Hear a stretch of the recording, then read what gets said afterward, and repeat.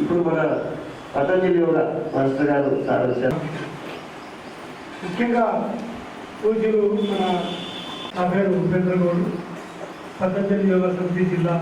కాకపోతే ఇంతకుముందు మునులు మహర్షులు ఏదో కూడా వాళ్ళు కూడా రాత్రి కూడా టీవీలు రకరకాల ఈ సెల్ ఫోన్స్ చూసుకుంటూ ఈ విధంగా వాళ్ళు టైం 12 గంటలు ఈ షుగర్ బీపీ మన ఫిజిషియన్ దగ్గర కానీ పెద్ద పెద్ద డాక్టర్ల దగ్గర మన పట్టణం కంటే ఇంట్లో ఏ వస్తువైనా ఆడవాళ్ళకి కానీ మగవాళ్ళకి కానీ ఏం లేదు. ఇంతకుముందు కిలోమీటర్ చెప్పినట్టు వాళ్ళు ఫాలో అవుతున్నారు. మనం మంచి మాట చెప్తే ఎవరు నమ్మరు. ఈడేదో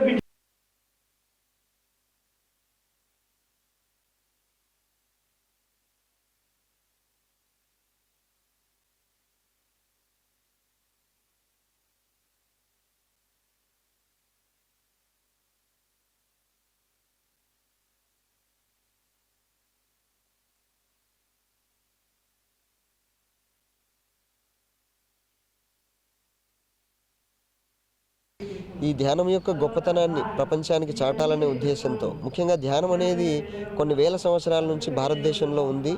మానవునికి ప్రశాంతత అనేది అత్యున్నతమైంది. సంపదల కంటే కూడా అన్ని సంపదల కంటే ప్రశాంతత అనేది చాలా గొప్పది.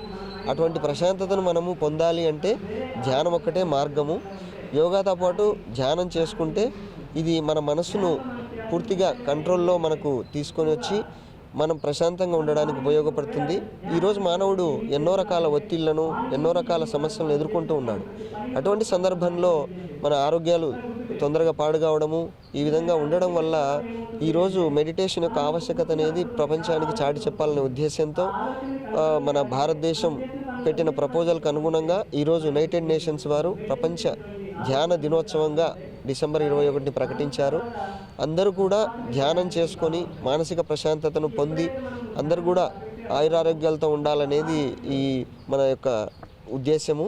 యువకులకి 2.5 నిమిషం కంటే ఎక్కువ మైండ్ కాన్సన్ట్రేషన్ ఉండడం లేదని చెప్తున్నారు. ఇలాంటి యూత్ ఉంటే మనం ఎంత నష్టపోతామో, భవిష్యత్తు ఎంత పాడవుతుంది.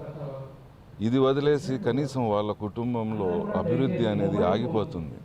ఇలాంటి సందర్భాల్లో మన యూత్కి ఉపయోగపడేలాగా ఈ ధ్యానం అనేది దీని ఇంపార్టెన్స్ చెప్పడం జరుగుతుంది. ఇక్కడికి ప్రతి ఆదివారం బుధవారం ఈ రామచంద్ర మిషన్లో 100 మంది అభ్యాసులు వస్తుంటారు. వీళ్ళందరికీ నా రిక్వెస్ట్ ఏంటంటే ఎటు ఆ టేస్ట్ వీళ్ళకి తెలుసు ధ్యానం గురించి, వీరు కూడా ఒక్కొక్కరు ఒక 5 మందినో 10 మందినో ఎంచుకొని వాళ్ళకి ఈ ధ్యానం గురించి చెప్తూ స్ప్రెడ్ చేస్తూ ఉంటే ఇంకా ఈ కర్నూలు సమాజము బాగుంటుంది, నలుగురికి ఉపయోగకరంగా తయారవుతారు అనే ఉద్దేశంతో ఈ కార్యక్రమంలో పాల్గొనడం జరిగింది. మొట్టమొదట ప్రపంచ ధ్యానోత్సవ దినాల్లో హార్ట్ఫుల్నెస్ మెడిటేషన్ సంస్థ ముందడుగు వేసి దాన్ని ముందుకు తీసుకుపోవడానికి తను చేస్తున్నటువంటి ప్రయత్నము ప్రపంచంలో ఉన్న అన్ని దేశాలలో అన్ని సెంటర్లలో కూడా ధ్యాన కార్యక్రమాలని నిర్విఘ్నంగా నిర్వహిస్తున్నారు. ఆ భాగంలోనే ఇవాళ మన కర్నూలు సెంటర్లో కూడా మన ముఖ్య అతిథులు పిలిపించి వాళ్ళ సందర్భంలో మన ధ్యానం స్టార్ట్ చేసుకుంటున్నాము. ఈ హార్ట్ఫుల్నెస్ మెడిటేషన్ యొక్క ఉత్కృష్టమైన ఫీచర్, యూనిక్ ఫీచర్ ఏమంటే ప్రాణాహుతి ప్రసారం. ఏ ధ్యాన పద్ధతిలో కూడా ప్రపంచంలో ఎన్నో ధ్యాన పద్ధతులు ఉండొచ్చు, కానీ ఏ ధ్యాన పద్ధతిలో కూడా లేనటువంటిది ఈ ప్రాణాహుతి ప్రసారం. అంటే transmitting a divine energy for the transformation of a man. ప్రాణాహుతి ప్రసారం అనేది గురువు నుంచి అభ్యాస హృదయంలోకి, అంటే ఎవరైతే ధ్యానం చేయాలని ముందు కూర్చుంటారో వారి హృదయంలోకి ఒక ఎనర్జీని ట్రాన్స్మిట్ చేయడం జరుగుతుంది. దానివల్ల ఉపయోగం ఏమంటే ఉన్న స్థితి నుంచి ఉన్నత స్థితికి ఆ యొక్క సాధకుడు మార్పు చెందడం జరుగుతుంది. ఈ యొక్క యూనిక్ ఫీచర్ నుంచే ఈ ధ్యాన పద్ధతి మిగిలిన దానికంటే కూడా మనకు టాప్ పొజిషన్లో ఉంటుంది.